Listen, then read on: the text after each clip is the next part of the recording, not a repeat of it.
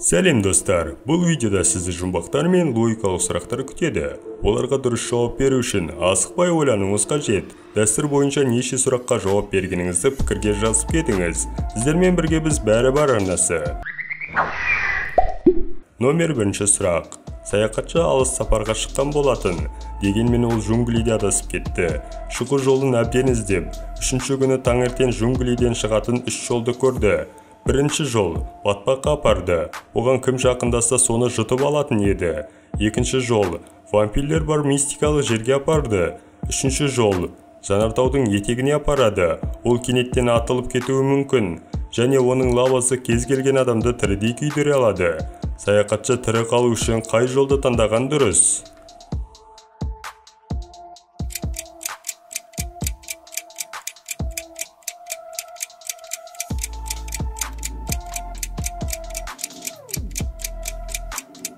Дұрыс жауабы. Бұл жағдайда ең қауіпсіз екінші жол. Өйткені вампирлер болса да, олар тек түнде аң аулайды. Ал жұмбақтың шарты бойынша әрекет таңертең болып жатыр. Номер 2 сұрақ. Арман үлкен компанияда өте жоғары лауазымда жұмыс істеді. Оның міндеті әрдайым байланыста болу керек. Тіпті демалыс кезінде де. Бір рет ол 2 аптаға жоғалып кетті.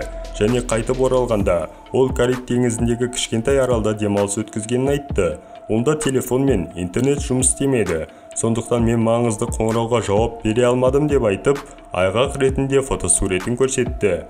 Арманның бастығы оған өтірік айтқанын айтып, оны жұмыстан шығарды. Мына фотосуретте күдікті нәрсені тап.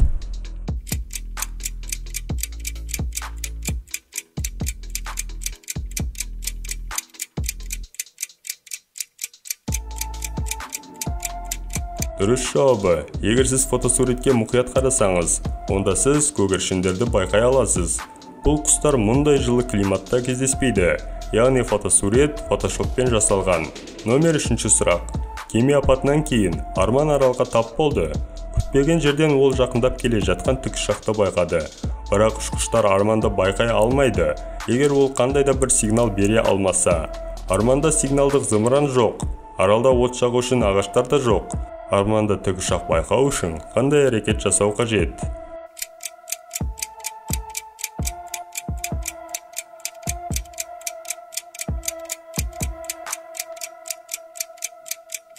Дұрыс жауабы.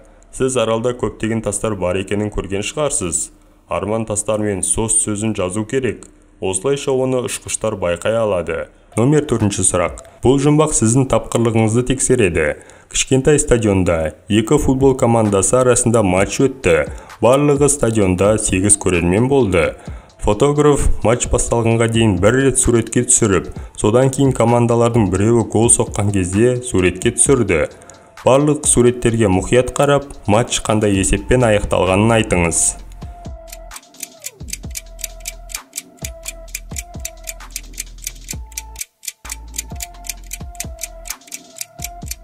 Дұрыс жауабы. Бұл сұрақты тапқыр және ең мұқият жандар таба алады. Алғашқы 5, 6 және 7 жанкүйер бір команданы қолдайды, ал қалғандары сәйкесінше басқасын қолдайды. Егер сіз әр гол соққан кезде барлық жанкүйерлердің эмоцияларын мұқият қадағаласаңыз, матч 4-4 есебімен тең аяқталды деп қорытынды жасауға болады.